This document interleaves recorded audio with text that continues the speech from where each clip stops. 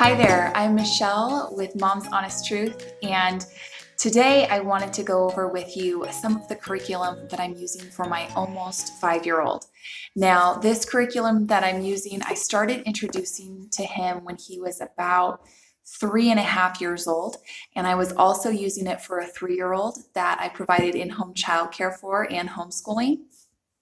And so they were both able to really keep up with this. We had done a lot of learning in the past years with them. And so they, at 3 and 3.5, were ready for this curriculum.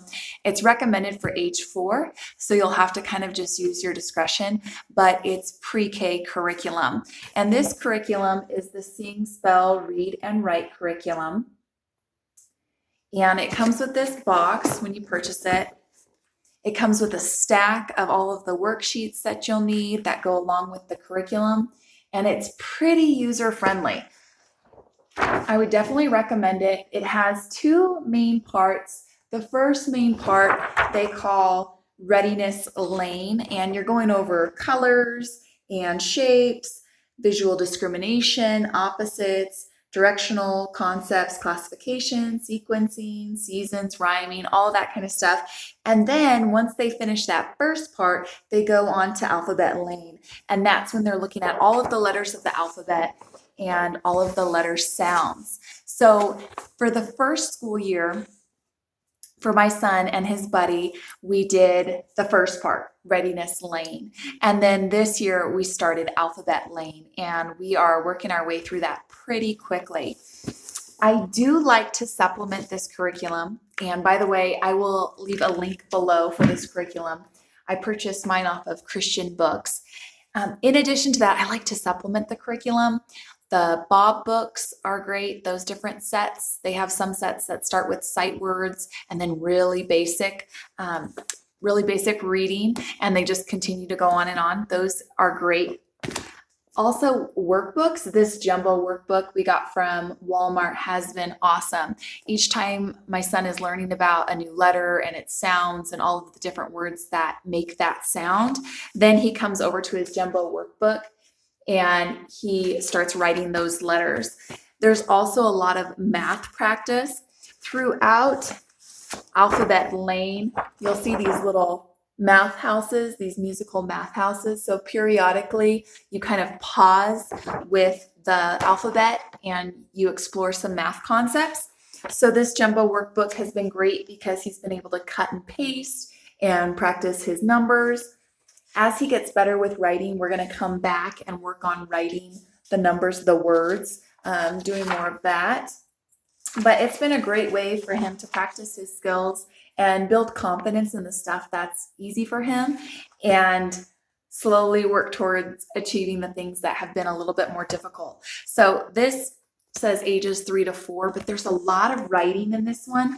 And writing is one of those things, those fine motor skills that can be extremely challenging for young children. And I find that typically boys get frustrated with it too. You know, they're trying so hard to write those letters so perfect, and it just doesn't always come naturally. So even though this says ages 3 to 4, I think that it's more appropriate for ages 4 to 5, right before they go to kindergarten, to really give them a lot of practice in writing their numbers and letters before they're, probably going to be in a kindergarten classroom and feel overwhelmed with all of the writing. So those are some helpful tips. Also, any kind of little, workbook that you can find. He hasn't done a lot of these. A lot of the pages haven't been touched, but they'll just touch on different letters and different sounds, and it's a great way to review.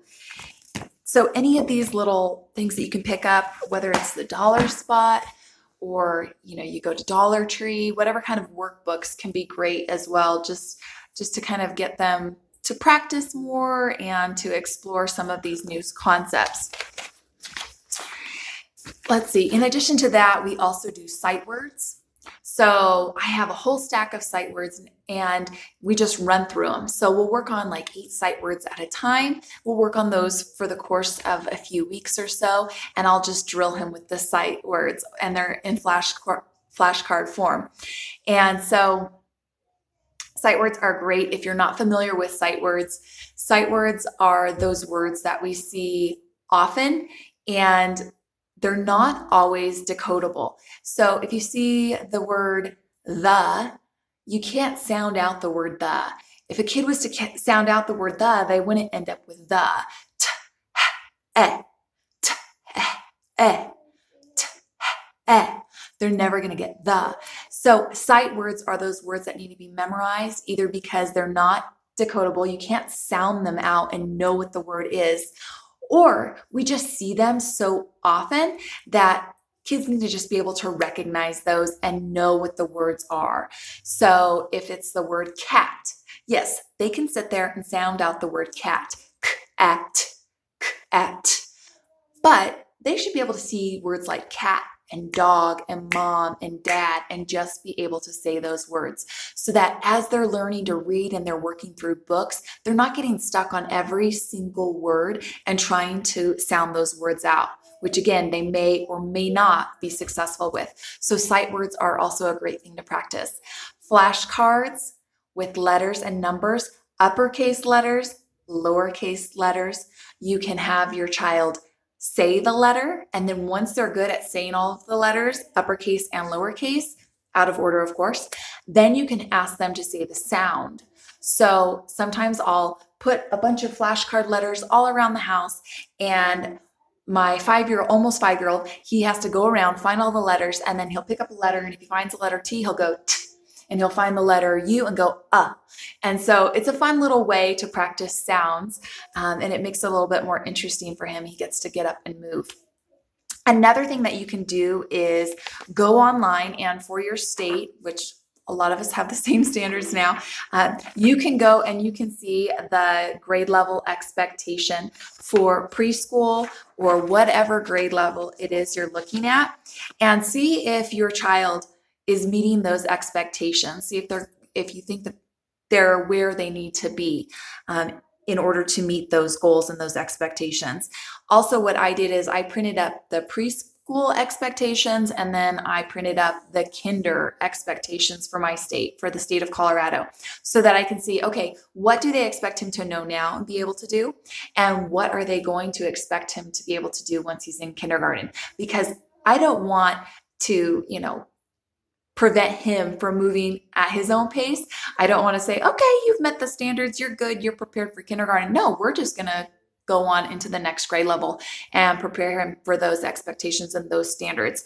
So I encourage you to do the same. If you need any guidance in finding those state expectations and standards for each of the content areas, let me know. If you have any questions or comments, go ahead and leave those down below and I'll try to get to those. Let me know what videos might be helpful to you as you navigate through this, being at home with your little one and trying to support them as best you can. And then also make sure that you like this video and subscribe so that you get the latest and most up-to-date information. I hope that was helpful for you. God bless.